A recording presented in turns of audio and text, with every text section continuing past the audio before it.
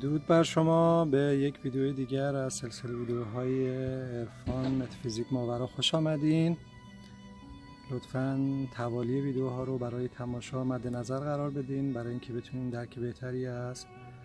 همه مفاهیم داشته باشید. ویدیوی مقدماتی رو حتما ببینید. گفتیم که اگر اون نوسانگر ما که در میان دو خط موازی قرار داره از زاویه دیگری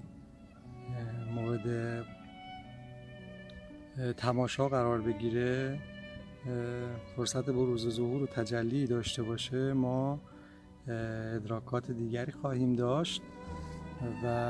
در این مورد کمی توضیح دادیم. در این بخش من توضیحات بیشتری میدم. فرض کنید که اون اتفاق افتاد همونطور که در ویدیوی قبلی گفتیم و ما شروع کردیم به ادراک چیز دیگری. اولین چیزی که باید بهش توجه کرد این هست که همونطور که ما زمانی اون رادیو یک موج خودمون رو داشتیم و فقط همون ایستگاه رو دریافت می‌کردیم، همینطور در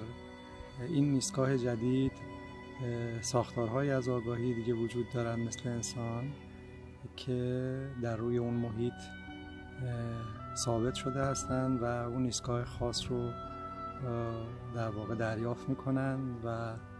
ما به محض ورود به اونجا یک غریبه و یک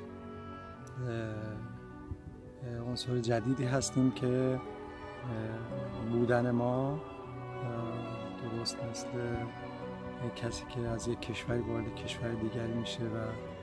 به راحتی قابل تشخیص هست که این خارجی هست، قابل تشخیص هست و این قابل تشخیص بودن مورد توجه واقع میشه و در شرایط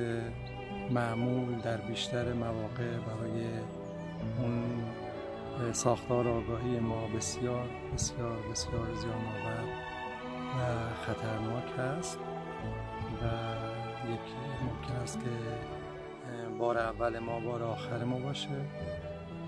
از اونجا رانده بشیم، مورد حمله واقع بشیم و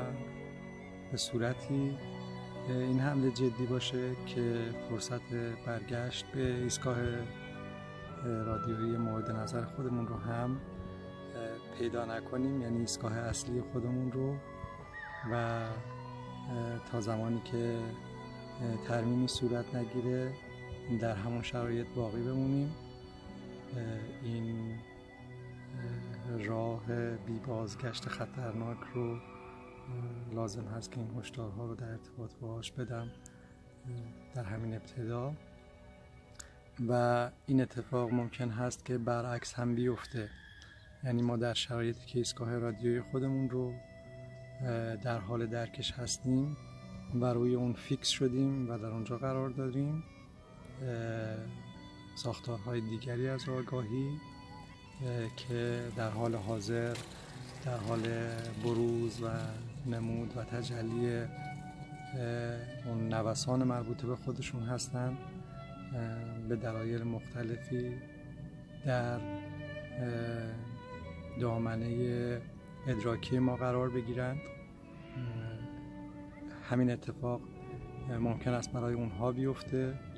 و اگر توانایی‌های ادراکی اونها بیشتر باشه و قوی باشن در این حال، اونها هم میتونن برای ما در همین محیط خودمون ایجاد اشکال بکنن. چنانچه کسی که ورزیده هست، یک انسان ورزیده به لحاظ در واقع ادراکی اگر در محیط‌های دیگری قرار بگیره، نه تنها برای خودش خطر نداره بلکه به راحتی میتونه از خودش دفاع بکنه و ممکن هست که همین خطر رو برای ساختارهای آگاهی موجود در اون محیط‌ها ایجاد بکنه. دنیای آگاهی دنیای ناشناخته، توصیف ناپذیر و فوق‌العاده عجیب هست. عجیب به خاطر اینکه با اون مقیاس و معیارهای ما نمیخونه و توصیف ناپذیر از اون بابت که اگر ما چیزی رو توضیح میدیم، همین حرفایی که من میزنم میتونن فقط یک سری تجربه از یک کانال خاص باشن. کسی دیگری ممکن است که موارد دیگری رو تجربه کنه که من تجربه نکردم، یا برعکس، یا اینکه به اندازه تمام ساختارهای موجود آگاهی در روی زمین ما که برای ما قابل ادراک هستند، برای هر کدومشون میلیاردها میلیارد دنیای متفاوت قابل ادراکی وجود داشته باشه و هر کسی وقتی که از اونجا برمیگرده و حرفی رو میخواد بیان بکنه، ممکن است در یک کلیاتی تشابه داشته باشه، اما به دلیل گوناگونی تجربیات مختلف رو افراد ممکن است که از اونجا با خودشون به همراه بیارن. موضوع دیگری که باید به اون پرداخت خود اون نوسانگر هست. من یک مقدار برای اینکه از یک واحد کوچیکی بخوایم بیایم بیرون و اون رو زیر ذره‌بین قرار بدیم، در یک اشل بزرگتری اون رو بیان بکنیم، نیازمند به این میدونم خودم رو که یک مثال دیگری بزنم، اگرچه به چشم همون یک نوسان در دو خط موازی بهش نگاه میکنیم، اما مثالش مثال مرموزتری هست برای ما.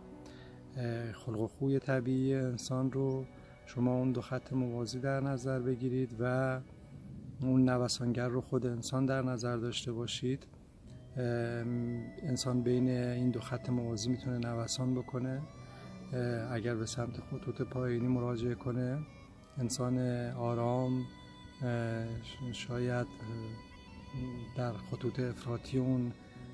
به دیدگاه روانشناسانه دیپرس شده و در خود فرو رفته‌ای باشه. اگر که خط بالایی رو به عنوان خطوط بالایی روانی یک انسان در نظر بگیریم، میتونه در اونجا یک حالت مانیا یا در واقع تجلیات جنون آمیز رو از خودش بروز بده، اما به هر حال این دو در مجموع در حد فاصله این دو خط هستند. اگر که این فرصت پیدا بشه که انسانی توانایی اینو داشته باشه که از این دو خط خارج بشه، یعنی اینکه دچار جنون بشه در خط بالایی و به حدی از جنون برسه که از اون خارج بشه، ممکن است به لحاظ ظاهری ما حتی اون رو مرده ببینیم، اما این نوع آگاهی هست که تغییر پیدا کرده. و در خطوط پایین هم همینطور، یعنی اگر کسی به اشد افسردگی از پای بیفته، وارد کانهای دیگه میشه که اونجا ادراکات دیگری رو دارن. بنابراین جدای از اون تجلیاتی که ما بین اون دو تا خط موازی برای آگاهی تعریف کردیم، یک لول های دیگری وجود داره که اون نوسان کننده فرصت این رو پیدا میکنه که از بین اون دو تا خط عبور بکنه.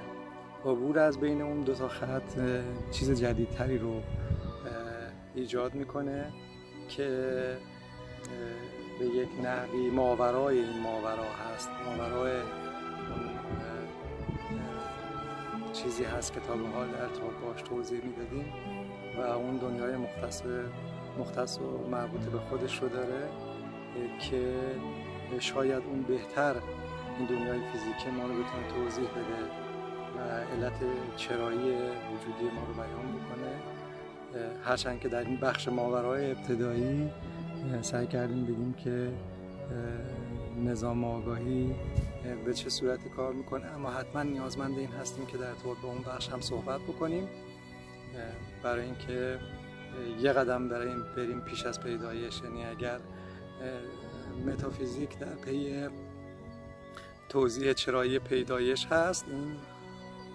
یک قدم پیش از اون چرایی رو نگاه خواهد کرد. در ویدیوهای بعدی در این باره بیشتر صحبت خواهم کرد. بدرود.